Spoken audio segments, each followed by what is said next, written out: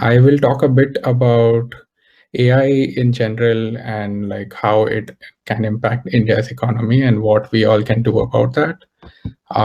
Yeah, I also wanted to say Happy Pi Day to everyone, given that it's March 14th.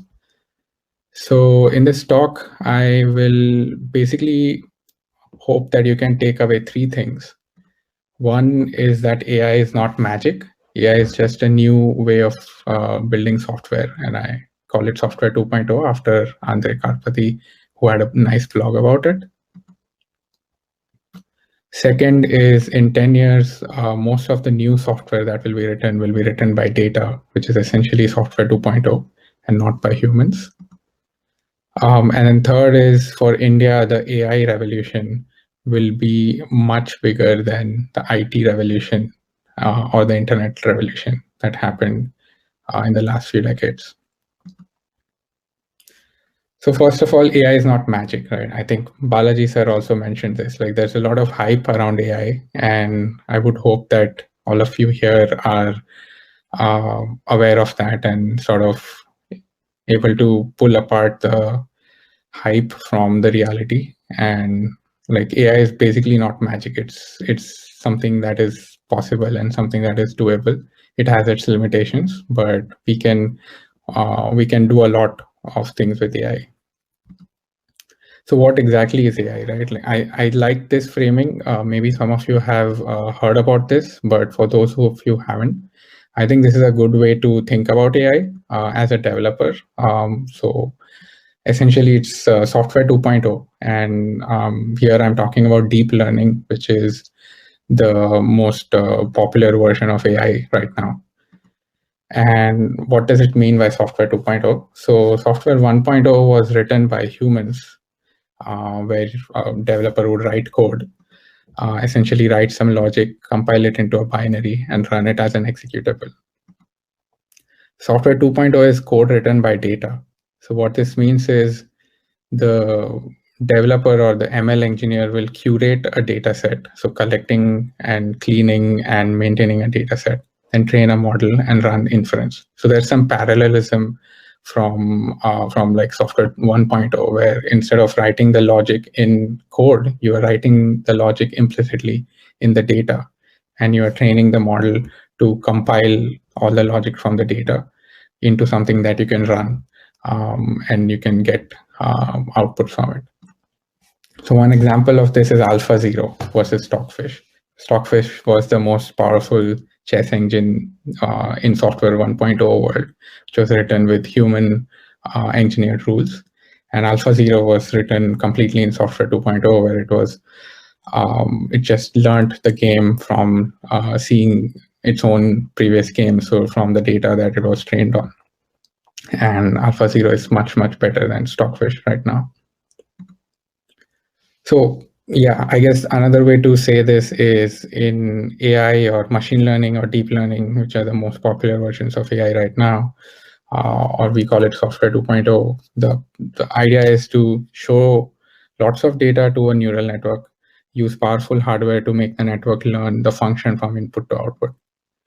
So if it was like an image classification network, it would be able to learn the function from the input to like the input pixels to the output class. If it was written in a software 1.0 world, it would be something like this Python function, which would take an input image and output a label. But instead of a human writing all the logic is embedded into the neural network. So this enables a lot more possibilities with some conditions, but not having a human to write the logic and having the logic be learned from data means that we can do a lot more that was not possible in the previous version of software 1.0. For example,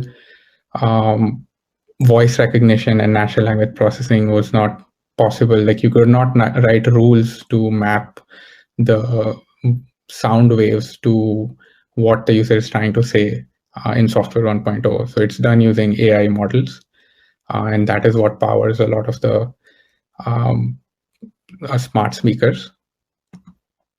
Then self-driving cars obviously Nobody can write a function for it, but it's easy to collect data and then train AI models. And also consumer apps like TikTok, which use deep learning for doing video recommendations, where they take the clicks or the views of the videos to decide which videos are likely to be more engaging and rank them higher. So the condition is that if you can create examples from input to output, you can train a neural network for it.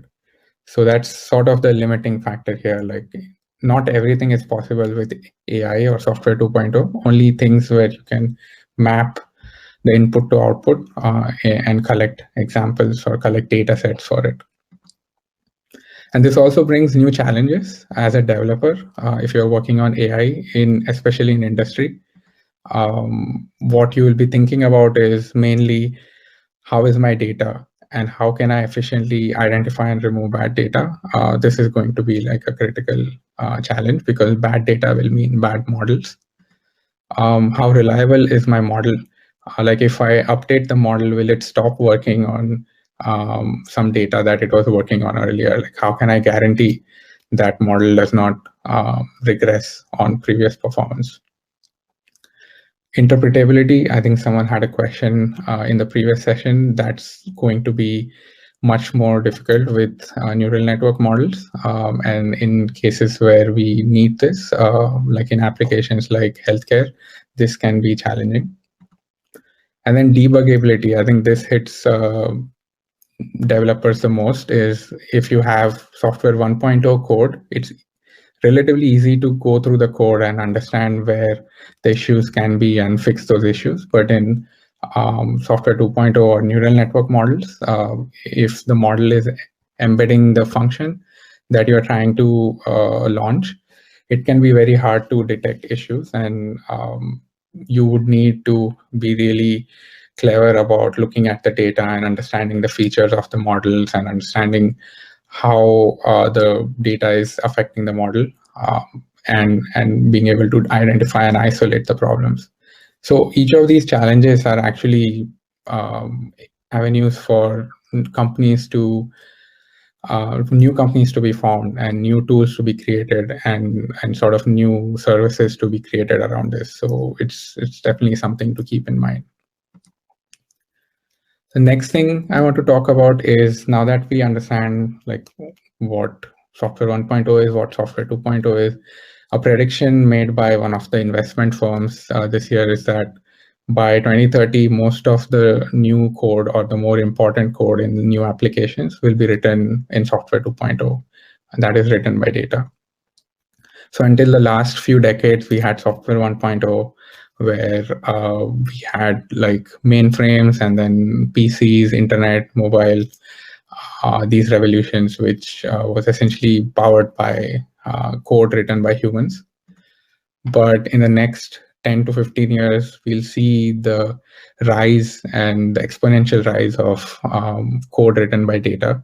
And we are already seeing that in the last 5 years, where most of the large companies like Google, Facebook, Microsoft, etc., have started using this software 2.0 in their systems, and even more companies, startups, government as well will start using this in the next 10 years. So this is something, as an engineer who is graduating the next few years, is something to definitely take into account.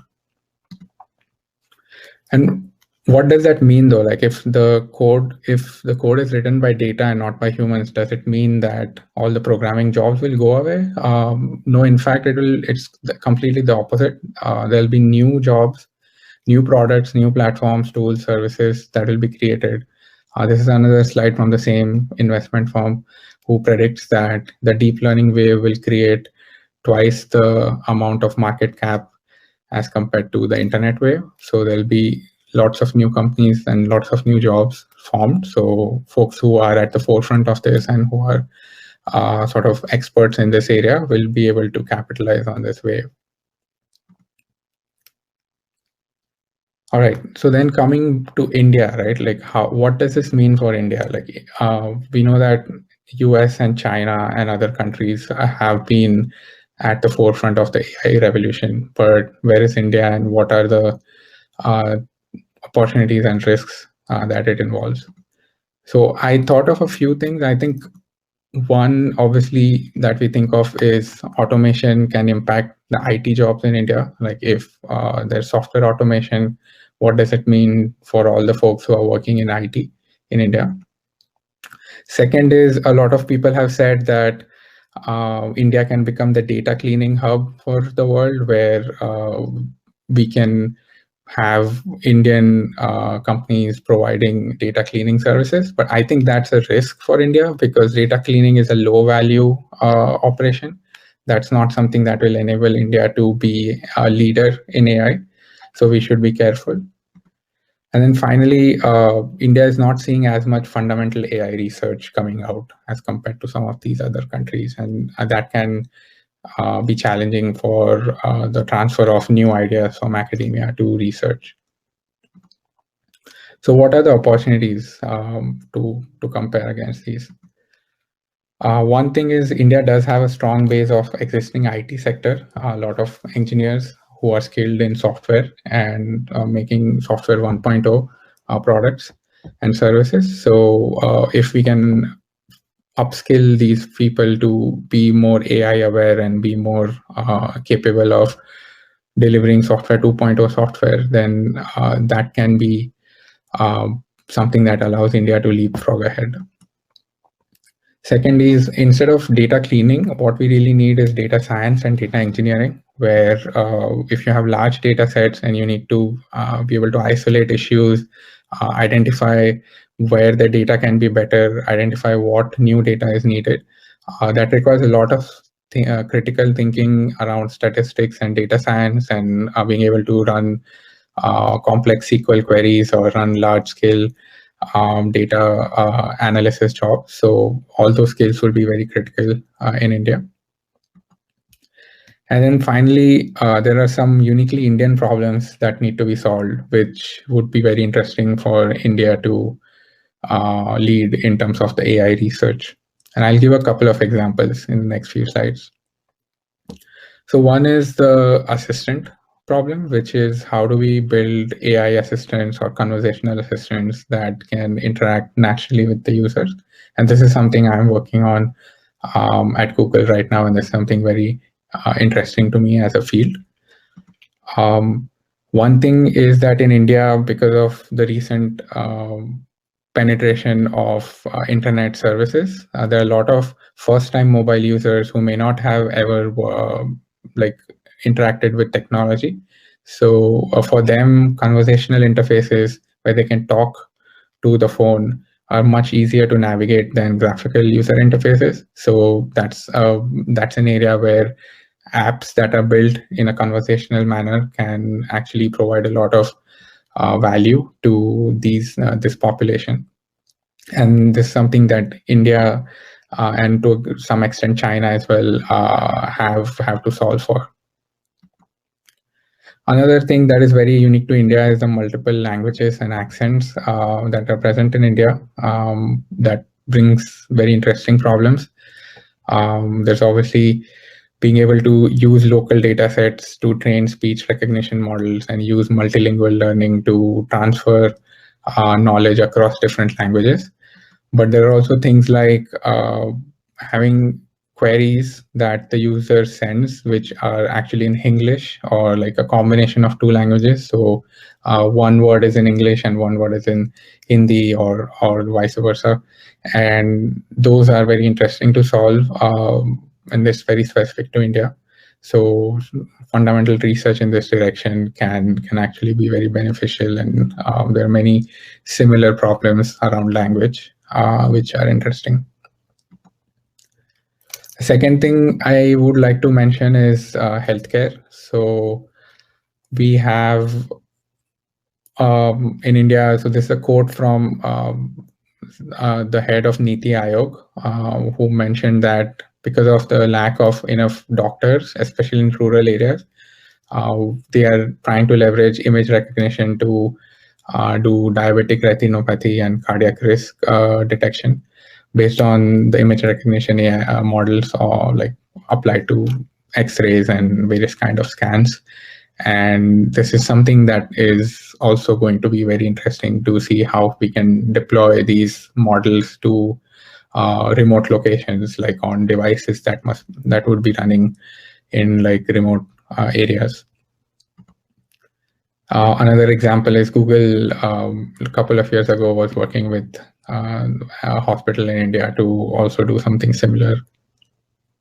And there will be more applications here as well, like which should be interesting for any developer who's looking at like applications of Software 2.0 in healthcare. And then finally, I would like to mention this interesting application that I found about recently, where the Indian Railways has been looking into implementing AI and data analytics to improve the efficiency of the railway railway operations. So essentially improving the scheduling of the trains and figuring out how to maximize passenger convenience and also minimize the cost of transferring like freight. So that is a very interesting application of artificial intelligence, where like you are taking the data, and railway has lots of data coming from all the sensors that it has deployed, and figuring out ways to identify inefficiencies and just create a better service. So that's also something very interesting for like a large country like India. So I guess with all this, I would also like to spend a couple of minutes. I know I was a undergrad student not long ago, and it's always worth thinking like, how can I contribute? What can I do to be a part of the next sort of technology wave? And I'd like to give a few very general pieces of advice, which I think work well. But happy to hear like thoughts and questions on like how all of you are thinking about this, and what kind of tools and what kind of things are helping you in being able to learn and contribute in AI.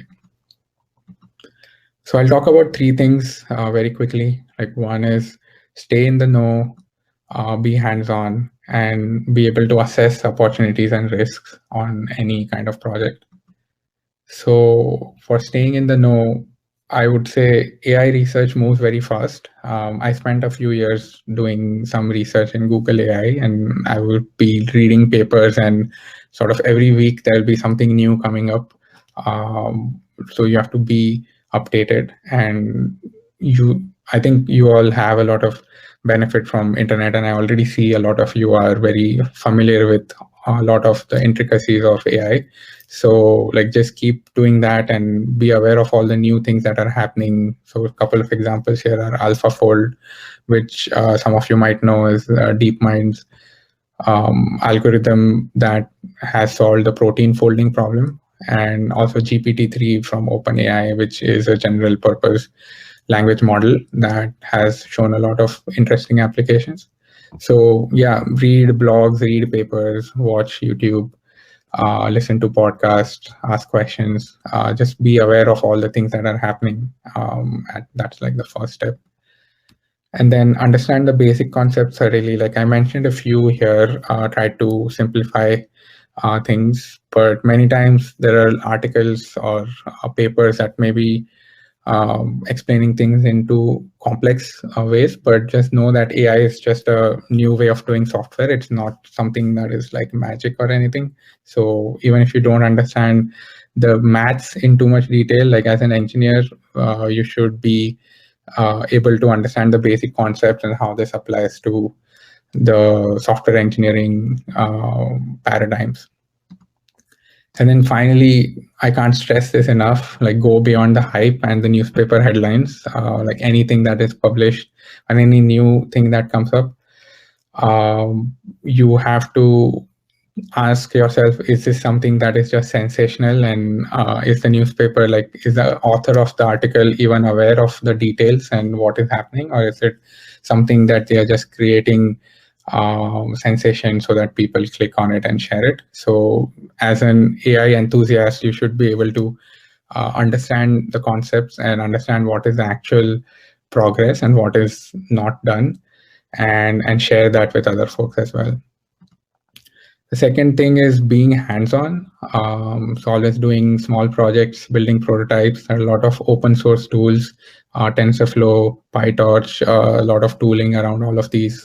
Just pick some ideas, play with it, see what you can build. There's a lot of data sets as well. Competitions like on Kaggle, hackathons. I know some of you might be doing that. So I think that keeps you sharp and keeps you aware of what are the latest things going on. And then also ask the question, like if you see any problem in your day-to-day life, like, or you read about something, like just ask, can this be solved with data and machine learning, or like, is this something that can be, if you collect the right data set, could you like solve this problem? Just keep asking that question. And then finally, assess the opportunities, right? So as I mentioned, data and good quality data is most critical for software 2.0 or for AI. So ask the question, like if you're, let's say, interviewing for a company and the company is claiming to build a new product with AI, just ask the question, right, to them as well as to yourself, like, is it going to be possible to collect good quality data cheaply for this problem, so that it can be solved and the company can make the product successful and make money, or not? Is that a risk? Second very important question is always ask, is this actually a software 1.0 problem? Which means that, is AI an overkill for this problem? Like, is it something that can be solved by just writing the code with a few engineers over some period of days and you should be done? Like, ask that question. For some problems, that is true. For some problems, it's not possible, like self-driving. You cannot write the whole algorithm for how to drive a car and handle all scenarios and all edge cases. So that one is like clearly a software 2.0 problem. But yeah, always be thinking critically about that. And then finally, ask, like, if you have a software 2.0 problem and you have a data set and you have an idea, how can you quickly test whether your idea will work or not? Like, instead of spending a lot of time and effort and money on building a large data set and a large model and using the most fancy model from the latest research, try to ask, like, is there a simpler model or a simpler version of this problem that I can try to prototype and quickly test if this will work? And this is important because in AI, like the cost of computation grows very quickly. Like, if you have a large data set or a large model, like, it can be very costly to train that model. So you want to be very sure about what you're doing before you sort of dive deep into anything. So this is also something that has helped me in the past. So yeah, this is sort of the end of my talk. I guess as a recap, I wanted to make sure that I convey these three things. I'm happy to hear questions and have a discussion with all of you, but essentially AI is not magic. It is a new version of software. By 2030, most new software will be AI, or at least the most important ones. And then for India, this is going to be a critical point in time to sort of leap on the AI wave or be left behind. So yeah, thanks. Thank you very much, sir, for this new and relevant perspective on AI by centering the conversation around AI in India. There are some questions, though, sir, if you would. Yeah.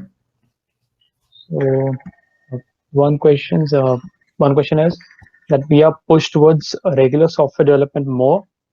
Should we learn the basics of DS and algorithms and basic of development first, or should we start focusing on machine learning and these advanced topics right now? Yeah, I think you should have the very strong foundation in data structure and algorithms, right? Like, that is the bread and butter. Like, even the AI or machine learning work that you would do will rely on that knowledge. So just having a very strong foundation on that is important. You can't skip that step, right? It's like going from 5th standard to 7th standard.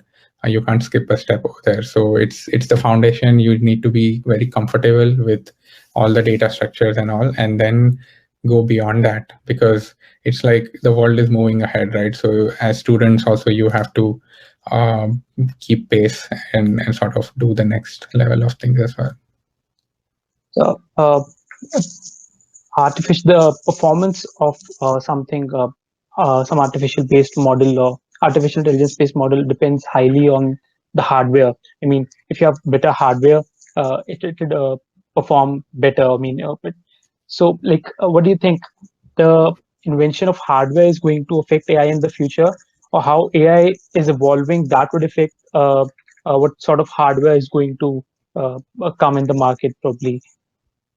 Yeah, that's a very good and thoughtful question. So I think it's at different levels, right? Like at a very broad level, like the large companies like Google and Microsoft and Amazon and all, they are working on new hardware and new generations of hardware that will impact the next generation of AI algorithms. But it takes longer to create the hardware and deploy it. It takes like 2 or 3 years for the entire life cycle. So for a given generation of hardware, there will be newer and newer AI algorithms which will take advantage of that hardware. And so at an individual level, you should be able to say that for the current hardware, like what can I do that can take the maximum advantage of it. And then with that, maybe some new algorithms are invented which impacts the next cycle of hardware development. There are some researchers who say that the current direction that AI is going in is far off from where it should have been. I mean, they say that we are not. Some researchers say that we are not in the right direction, but we have seen, like you give many examples, that AI has solved many problems that were not solved earlier. But there are some discrepancies as well. So, like, is this a debatable topic, or is this single right or wrong in these both two things? So I guess, yeah, I don't think it is like, I don't think it is right or wrong. I do think it is debatable. Like it needs to be discussed. I think it is true that we are not near singularity, or we are not near artificial general intelligence, but AI is becoming more and more important in the lives of everyone. So we need to be constantly asking as researchers and as developers that what are we doing that can affect humanity in like negative ways, and what we should be doing to prepare. And like if we need to work on things like AI ethics or interpretability of the AI models, and if you're not doing enough for that, we should be asking those questions. I do think though that, like, just to give one more opinion on this, right? Like I think if you look at history, like always there has been the practical implementation of a new technology before there is the theory. So even the Wright brothers, they invented the airplane before there was aerodynamic theory. Like they did trial and error and figured out how to make the plane fly. The aerodynamic theory of how wings actually create airlift and all, that came afterwards. So we are in that phase right now in AI, which is not everything is interpretable and explainable, but that doesn't mean that we should stop working on it. We should continue trying to find good applications while making sure that we don't mess anything up. That is a really good explanation, sir.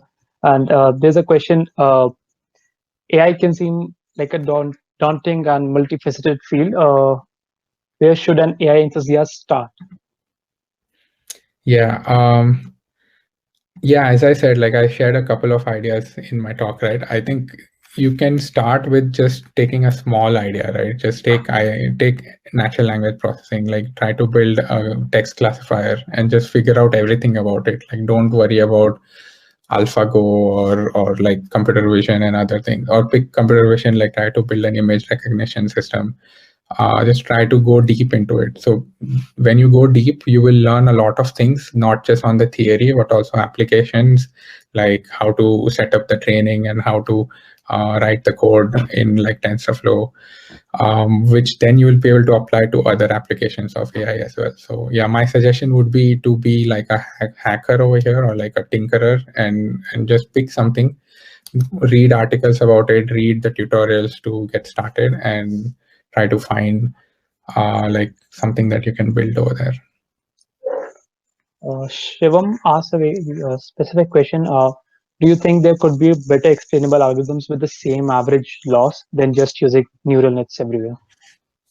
Yeah, yeah, that's a very thoughtful question as well. So I think we can have that. I don't know if we will have it soon. Like it's not something that has been invented yet. Like right now, the more explainable algorithms like decision trees or random forests are much less powerful than neural networks. So we have a trade-off over there. Like if you want an explainable model, then you use something less powerful, or you use a neural network and it is more powerful. But maybe there are ways, like there are some things called causal inference or causal models that is part, like more in research right now. It's not being productionized anytime soon, but there's some promise over there where we can have explainable models which are as powerful as neural networks. There are two questions. I think they are quite similar. So one is that are Asimov's three laws of robotics still relevant today?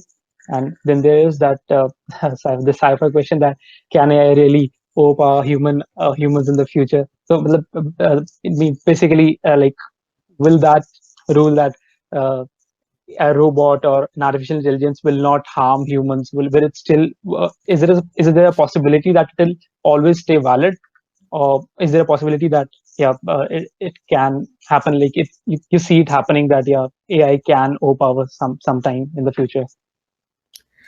Yeah, as Balaji sir said as well, right? I think it is more science fiction. I don't think we'll have such robots anytime soon. I think what is more likely is like one country or one group of people become owners of like a very powerful AI, which cannot act on its own, but the people are acting in like a way that is like bad for other people. So that is something to be careful about. And for that, it's like nuclear proliferation, right? Like we have international treaties around it and like specific controls on who can develop what. So we do need that. I don't think that the AI will go rogue, and that was not happening anytime soon. And if it does, it'll be a very interesting time to live in.